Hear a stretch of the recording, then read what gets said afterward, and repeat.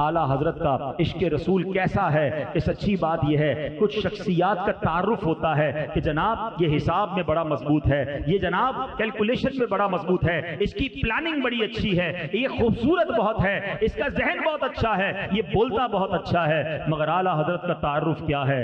इश्क मोहब्बत, इश्क मोहब्बत। आला हजरत यानी नबी पाक का इश्क उनके अंदर ऐसा था कि जनाब आज भी आला हजरत को पढ़ें। सच्ची बात तो यह है कि आला हजरत मुझे और आपको सिखाते हैं कि सरकारे दो आलम से प्यार करना है तो कैसे करना है। बातें तो बहुत सारी हैं, अशार तो बहुत सारे हैं, अगर आला हजरत के इश्क को जांचना है तो आपकी शायरी को पढ़ें। आप बताते हैं कि नबी पाक से मोहब्बत कैसे करनी है। अच्छा, सरकार अलैहिस्सलातु वस्सलाम से इश्क कैसा था?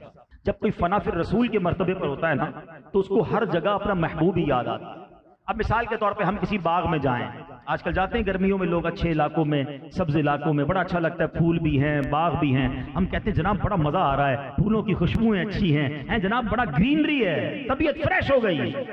मगर आला हजरत ने हो सकता है किसी बाग की सैर की तो कलम उठा कर क्या लिखते हैं? उन्हीं की बू मायाए समन है, उन्हीं का जलवा चमन चमन है, उन्हीं से गुलशन महक रहे हैं, उन्हीं की रंगत गुलाब में है। मैं और आप गुलाब सूंघे तो कहते बड़ी खुशबू है, मेरे रजा कहते खुशबू ऐसे ही नहीं आई, क्या मदीने से सबा आई के फूलों में है आज कुछ नई बू, भीनी भीनी प्यारी प्यारी वाह वाह। कहते हैं जो आज भूनी भीनी खुशबू आ रही है ना, इसकी वजह यह है कि मदीने से हवा आई है जो इन फूलों को टच करके गुजरी है। सुभान अल्लाह, आज मैं और आप देखते हैं, जब भी चांद देखते हैं चांद की खूबसूरती में खो जाते हैं। चांद की दो सूरतें बड़ी खूबसूरत हैं। एक खूबसूरती है जब चांद पहली रात का हो, जो जिसको क्रिसेंट कहते हैं, हिलाल कहते हैं, और जनाब जब चांद पूरा हो तो उसे फुल मून कहते हैं, 14वीं रात का चांद कहते हैं। मगर मेरे रजा का तखय्युल देखें कि जब आप पहले दिन के चांद को देखें ना तो वो कशकोल जैसा लगता है, वो प्याले जैसा लगता है।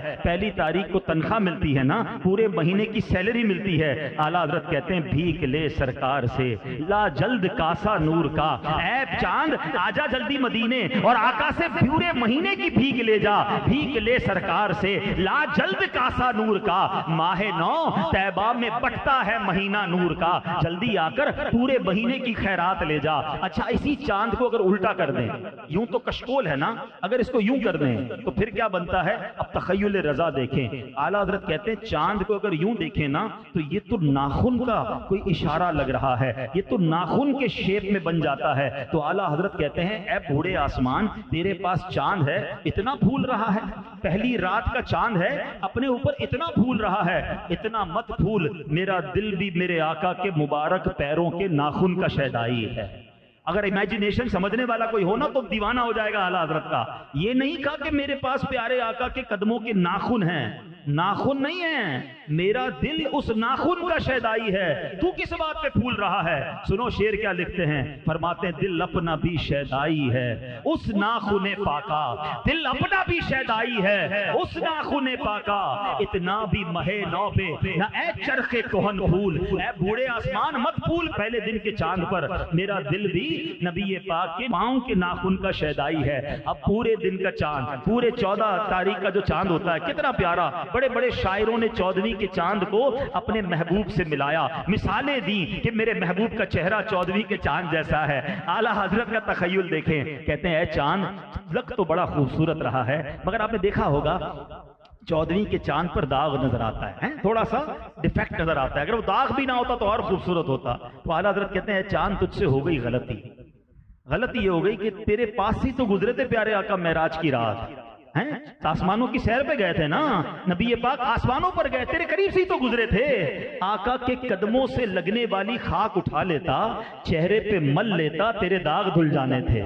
क्या लिखते हैं, सितम किया कैसी मत कटी थी, कमर वो खाक उनके रह गुजर की, सितम किया कैसी मत कटी थी, कमर वो खाक उनके रह गुजर की, उठा न लाया कि मल पे मलते ये दाग सब देखना मिटे थे। अच्छा, अब मैं और आप जब कभी गांव में जाएं, वैसे मदनी काफिलों में जाया करो तो गांव में भी जाने को मिलता है, अब तो शहर वालों ने तारे देखे ही नहीं है, ये बच्चों ने तो पता नहीं कितना टाइम हो गया स्टार्स नहीं देखे होंगे, लाइटों में नजर नहीं आते, मगर आप किसी इंटीरियर में जाएं तो تارے بہت اچھے لگتے ہیں اور بہت سارے نظر آتے ہیں. ہم دیکھیں تو کہتے ہیں دیکھو دیکھو چاند آسمان پر کتنے تارے نظر آ رہے ہیں، مگر جو نبی پاک کے عشق میں گرفتار ہونا اسے وہاں بھی آقا کی یاد ستاتی. کہتے پتہ یہ تارے کیوں چمک رہے ہیں، یہ تارے کیوں دمک رہے ہیں؟ کہتے جب نبی پاک معراج کی رات دولہا بنے تھے نا اور غسل کیا تھا تو آقا کے جسم سے جو قطرے ٹپکے تھے وہ تاروں نے سنبھال کر رکھ لیے تھے. وہی تو اب تک چھلک رہا ہے، وہی تو جو بن ٹپک رہا ہے، نہانے میں جو گرا تھا پانی کٹورے تاروں نے بھر لیے. سب سے اللہ کی بڑی نعمت، سب سے خوبصورت نعمت کون سی ہے؟ جنت. جنت کیسی ہوگی اور اس کا رنگ و روغن کیسا ہوگا؟ میرے رضا سے پوچھو، عشق دیکھو. جنت کے بارے میں خیال بھی آیا تو کیا خیال آیا؟ کہتے میں بتاتا ہوں جنت کا جو رنگ و روغن ہے نا وہ پتہ ہے کیا تھا؟ میرے آقا علیہ السلام کے جب تلوے دھوئے گئے تھے نا معراج کی رات، جسم نہیں تلووں کا جو دھون بچا تھا نا اسی کو اللہ کے کرم سے جنت کا رنگ و روغن بنا دیا گیا.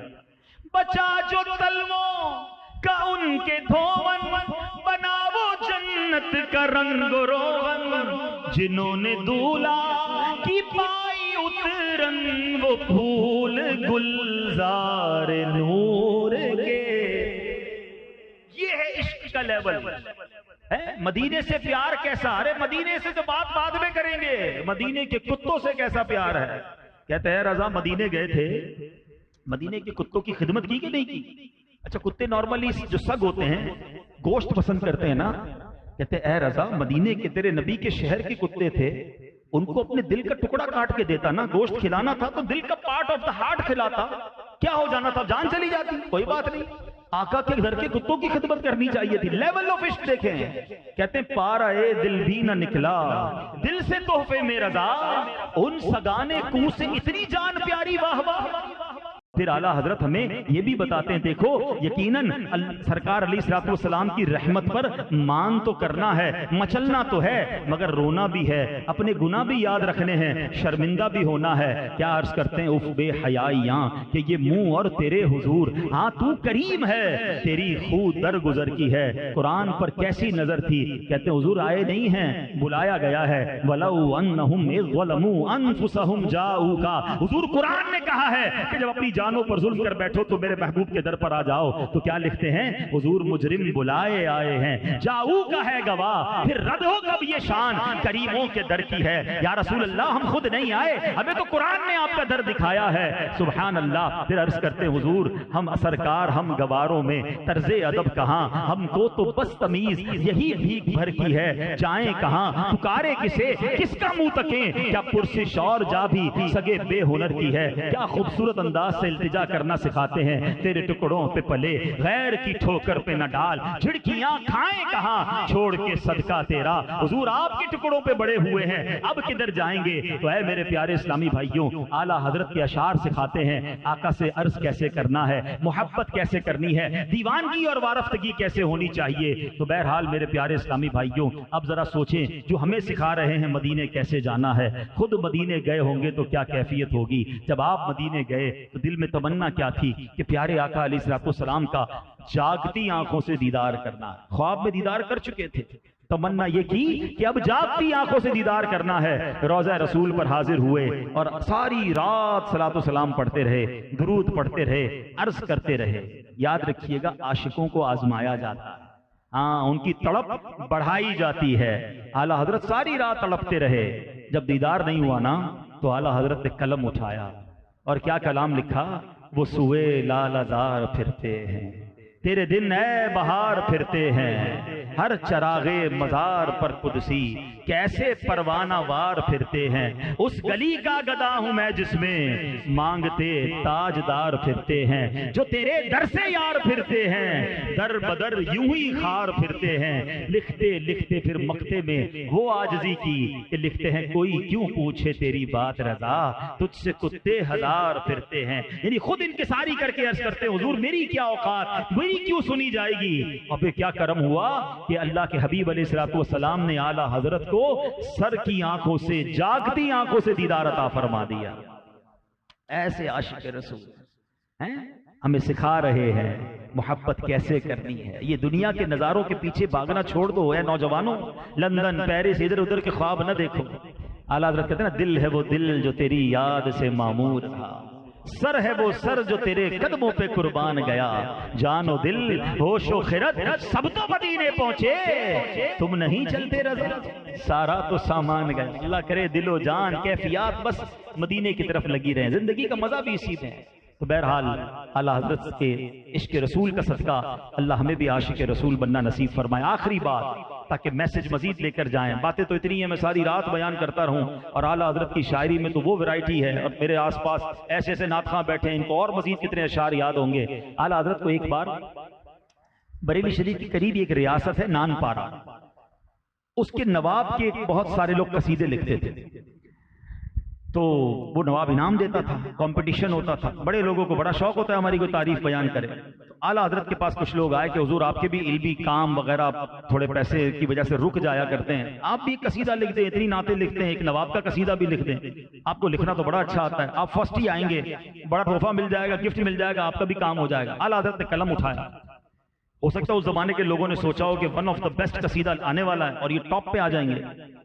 ہاں، اعلیٰ حضرت نے لکھا تو ون آف دا بیسٹ قصیدہ، مگر کسی نواب کی شان میں نہیں، اپنے آقا کی شان میں لکھا، اور واقعی ون آف دا ماسٹر پیس لکھ دیا آپ نے. کیا لکھا؟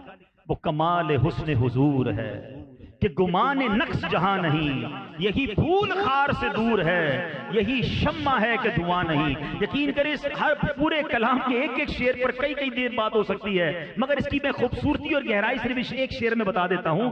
کہتے وہ کمال حسن حضور ہے، میرے آقا کے حسن کا کمال یہ ہے کہ نقص تو چھوڑ دو، امیجنیشن آف نقص یعنی گمان نقص بھی نہیں ہے. دنیا میں ہر نعمت کے ساتھ کوئی زحمت ہوتی ہے، پھول لیتے ہیں تو کانٹا آ جاتا ہے، شمع جلاؤ تو دھواں نکلتا ہے جو مزہ نہیں دیتا. کبھی کوئی ایسی کینڈل ملے جس میں دھواں نہ ہو، کبھی ایسا پھول ملے جس میں کانٹا نہ ہو تو مزہ اور ہے. کہتے میرے آقا وہ پھول ہیں جس میں کانٹا نہیں ہے، آقا وہ شمع ہے جس میں دھواں نہیں ہے، یہی پھول خار سے دور ہے، یہی شمع ہے کہ دھواں نہیں. میں نثار تیرے کلام پر ملی یوں تو کس کو زبان نہیں، وہ سخن ہے جس میں سخن نہ ہو، وہ بیاں ہے جس کا بیاں نہیں. آقا تیرے آگے یوں ہے دبے لچے فصحا عرب کے بڑے بڑے، کوئی جانے منہ میں زبان نہیں بلکہ جسم میں جان نہیں. لکھتے لکھتے لکھتے مکتبے کمال کرتے ہیں. کہتے کروں مدح اہل دول رضا، اے رضا میں مالداروں کی شان بیان کروں مدح اہل دول رضا، پڑے اس بلا میں میری بلا، میں گدا ہوں اپنے کریم کا، میرا دین پا رہے نہ نہیں. پہلے تو شاعری کی خوبصورتی، پھر میسج. اعلیٰ حضرت کیا کہتے ہیں؟ میرا دین پا رہے نہ نہیں، میں آقا کے در کا فقیر ہوں، میرا دین روٹی کا ٹکڑا نہیں ہے کہ پیسے کے لیے کسی کی مدح کروں. مگر پارائے نا سے کیا کیا؟ ریاست کا نام کیا تھا؟ نان پارا. نان پارا کے ہی ٹکڑے کر دیے اور کہا میرا دین پارائے نا یعنی روٹی کا ٹکڑا نہیں ہے. اشارہ کر دیا کہ نان پارا والوں کی مدح نہیں کروں گا. اور ہمیں کیا پیغام دیا؟ بس یہ میسج آج میرے بچوں، میرے بھائیوں، میرے بزرگوں لے کے چلے جائیے کہ میں گدا ہوں اپنے کریم کا، میرا دین پارائے نہ نہیں، میں آقا کا گدا ہوں، آقا کا فقیر ہوں، میرا دین روٹی کا ٹکڑا نہیں ہے اس کے لیے دین بیچ دوں. آج کاروبار کے نفع کے لیے لوگ دین بیچ دیتے ہیں، سودا کر لیتے ہیں. کوئی بات نہیں یار، چلے گا، تھوڑا بہت ہی جھوٹ بولنا ہے، تھوڑی تو ملاوٹ کرنی، تھوڑی تو گڑبڑ کرنی. جب نفع آئے سامنے، ڈیل آئے اور پتہ چلے کہ یہ منع ہے تو دل سے آواز آنی چاہیے میں گدا ہوں اپنے کریم کا، میرا دین پارائے نہ نہیں. جب اپنے گھر میں کوئی فنکشن ہو، گھر میں کوئی خوشی ہو اور گھر والے کہیں، فیملی والے کہیں ناچ گانا تو کرنا پڑے گا، یہ الٹے سیدھے فنکشن تو کرنے پڑیں گے، کیا کریں جناب، فیملی کو راضی کرنا ہے، تو دل سے آواز آئے میں گدا ہوں اپنے کریم کا، میرا دین پارائے نہ نہیں. دوستوں کے ساتھ بیٹھیں، کسی برائی کی طرف لے جانے لگیں، کسی برے کام میں انوالو کریں، دل سے آواز آئے میں گدا ہوں اپنے کریم کا، میرا دین پارائے نہ. کبھی اگر یہ بات آپ کے دل میں بیٹھ گئی نا کہ آقا کو ناراض نہیں کرنا، اعلیٰ حضرت نے تو فارمولہ دیا ہے نا، انہیں جانا، انہیں مانا، نہ رکھا غیر سے کام، للہ الحمد میں دنیا سے مسلمان گئے. آقا کو راضی کر لیں، انہی کی رضا کی فکر کر لیں تو پھر رب بھی راضی ہو جائے گا اور دین و دنیا بہتر ہو جائے گی. تو بہرحال اعلیٰ حضرت کے اس پیغام کو یاد رکھیے، اپنی زندگی کو اللہ رسول کی فرما برداری میں گزارنے کی کوشش کیجیے. الحمدللہ دعوت اسلامی کے پیارے ماحول میں ہمیں یہ باتیں سکھائی جاتی ہیں، اس پر عمل کیجئے۔ ربیع الاول آنے والا ہے، اپنے گھروں کو سجائیے، پرچم لگائیے، مگر اپنا آپ بھی سجائیے۔ ہر کسی کی برتھ ڈے میں گفٹ دیتے ہو نا، بچے کے برتھ ڈے ہو تو چاکلیٹ دیتے ہیں، ٹوائز دیتے ہیں، بڑے کی برتھ ڈے ہو تو بک دیتے ہیں، سوٹ دیتے ہیں، عطر دیتے ہیں۔ پیارے آقا کو کیا گفٹ دو گے؟ برتھ ڈے آ رہا ہے ان کا، کیا پسند ہے ان کو؟ جعلت قرۃ عینی فی الصلاۃ، آقا فرماتے ہیں میری آنکھوں کی ٹھنڈک نماز میں رکھی گئی ہے۔ تو آئیے نا نیت کرتے ہیں کہ بس 5 وقت نماز پڑھ کے، کوئی نماز قضا نہیں ہوگی، حضور کا میلاد بنائیں، گھر بھی سجائیں، اپنا آپ بھی سجائیں، سنتوں پر عمل کر کے میلاد بنائیں، پھر دیکھیں انشاءاللہ نبی پاک۔ دیکھیں ہم تو اپنی حیثیت کے مطابق تحفہ دیں گے نا، بادشاہ کے دربار میں فقیر جاتا ہے اپنی حیثیت کے مطابق تحفہ دیتا ہے، بادشاہ پھر اپنی حیثیت کے مطابق عطا فرماتا ہے نا۔ تو آپ تو بادشاہوں کے بادشاہ ہیں، تو ہم اپنی حیثیت کے مطابق تحفہ دیں، پھر دیکھیں نبی پاک کیسی نگاہ رحمت فرماتے ہیں۔ اللہ پاک عمل کرنے کی توفیق عطا فرمائے، آمین بجاہ النبی الامین صلی اللہ تعالی علیہ وسلم۔ صلو علی الحبیب صلی اللہ تعالی علی محمد۔ ایک بار آپ سے سجدہ تعظیمی کے بارے میں سوال ہو، سجدہ تعظیمی کس کو کہتے ہیں؟ پہلے کی شریعت میں سجدہ تعظیمی حلال تھا، 2 قسم کے سجدے ہوتے ہیں، ایک سجدہ عبادت کے لیے ہوتا ہے، وہ تو ہمیشہ سے حرام رہا، اللہ کے سوا کوئی کسی کو کرے گا تو کفر ہو جائے گا، مگر تعظیم کی نیت سے پہلے کی شریعتوں میں لوگ بادشاہوں کو سجدہ کرتے تھے، اپنے ماں باپ کو تعظیم کے لیے سجدہ کرتے تھے، مگر نبی پاک علیہ الصلوۃ والسلام جب تشریف لائے تو آپ نے سجدہ تعظیمی کو حرام فرما دیا، اور وہ مشہور حدیث آپ سب نے سنی ہوگی، شوہروں نے تو زیادہ سنی ہوتی ہے، کہ اگر میں کسی کو حکم دیتا کہ اگر کوئی کسی کو سجدہ کرے تو بیوی کو حکم دیتا کہ وہ شوہر کو سجدہ کرے، اپنی بیوی کو سناتے بھی رہتے لوگ، تو یہ حدیث یاد ہوگی۔ تو بہرحال لیکن شوہر کو بھی بیوی سجدہ نہیں کر سکتی، ہاں یہ یاد رکھیے گا۔ تو اب سجدہ تعظیمی کے بارے میں اعلیٰ حضرت سے سوال ہوا کہ سجدہ تعظیمی جائز ہے کہ نہیں؟ اعلیٰ حضرت نے قرآنی آیات اور 40 احادیث کی روشنی میں ثابت کیا کہ غیر خدا کی تعظیم کے لیے سجدہ کرنا پہلی شریعتوں میں جائز تھا، ہماری شریعت میں حرام ہے۔ اعلیٰ حضرت کی خدمت میں سوال ہوا، لوگ کہتے ہیں پیارے آقا علیہ الصلوۃ والسلام کو دافع البلا یعنی مصیبت دور کرنے والا کہنا شرک ہے۔ چلو یہ بہت سارے مسائل کا بھی حل ہو جائے گا، مشکل کشا دافع البلا یہ کہنا شرک ہے۔ اعلیٰ حضرت نے اس کے جواب میں 300 حدیثوں کے ذریعے ثابت کیا کہ اللہ پاک کی عطا سے میرے آقا علیہ الصلوۃ والسلام دافع رنج و بلا ہے۔ اعلیٰ حضرت کی خدمت پہ سوال ہوا، بعض لوگ کہتے ہیں نبی پاک علیہ الصلوۃ والسلام اگر تمام نبیوں سے افضل ہیں تو قرآن و حدیث سے دلیل لاؤ۔ اعلیٰ حضرت نے ایسا ایمان افروز جواب لکھا کہ 100 حدیثوں سے ثابت کیا کہ اللہ پاک کے فضل سے ہمارے آقا علیہ الصلوۃ والسلام تمام نبیوں کے سردار ہیں۔ فرشتوں کی پیدائش کیسے ہوئی اس پر کلام کرتے ہوئے 24 احادیث ذکر کی، ہمارے آقا علیہ الصلوۃ والسلام روز قیامت شفاعت فرمائیں گے، اس موضوع پر اعلیٰ حضرت نے 40 احادیث ذکر کی، داڑھی کی ضرورت اور اہمیت پر 56 احادیث ذکر کی، والدین کے حقوق کے متعلق جب سوال ہوا 91 حدیثوں کے ذریعے جواب دیا۔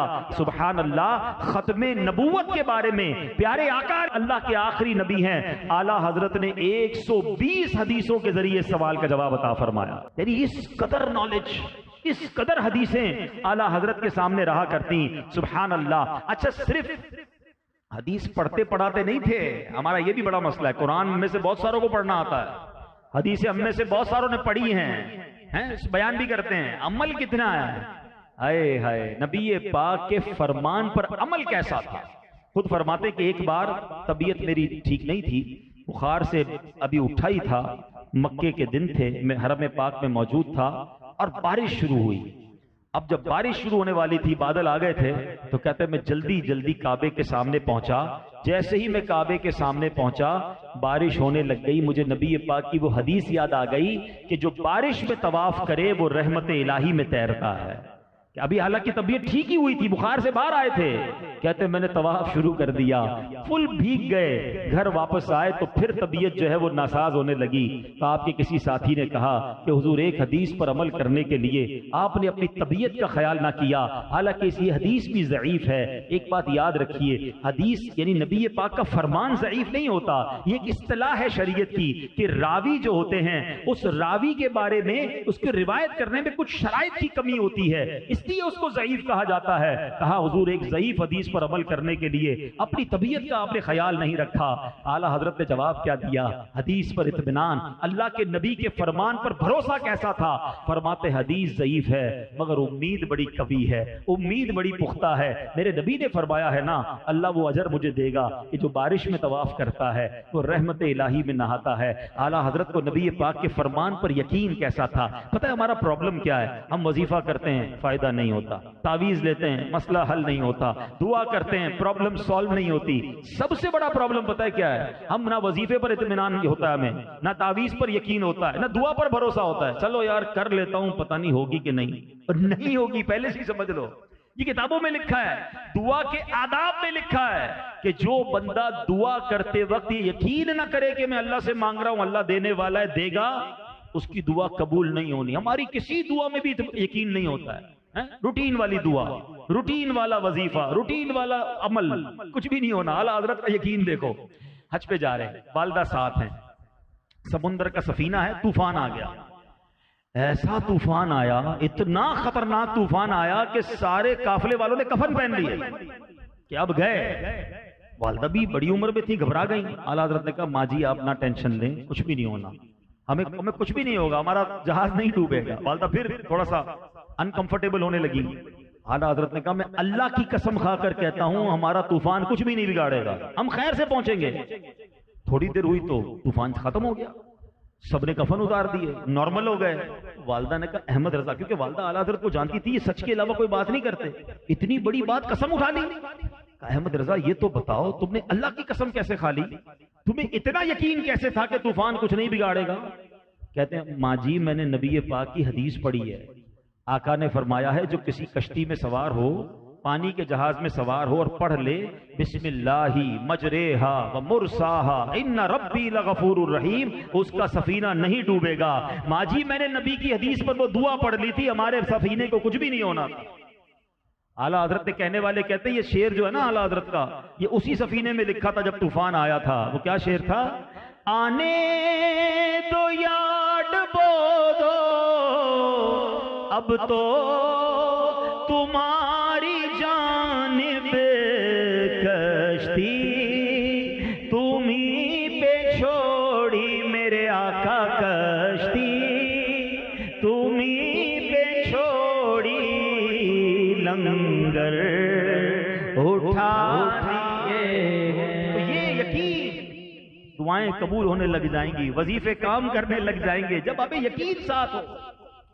ایک اور موقع پر اعلیٰ حضرت کو ایک ایسی پرابلم ہوئی کہ منہ سے خون آنے لگا اور منہ بھی بند ہو گیا.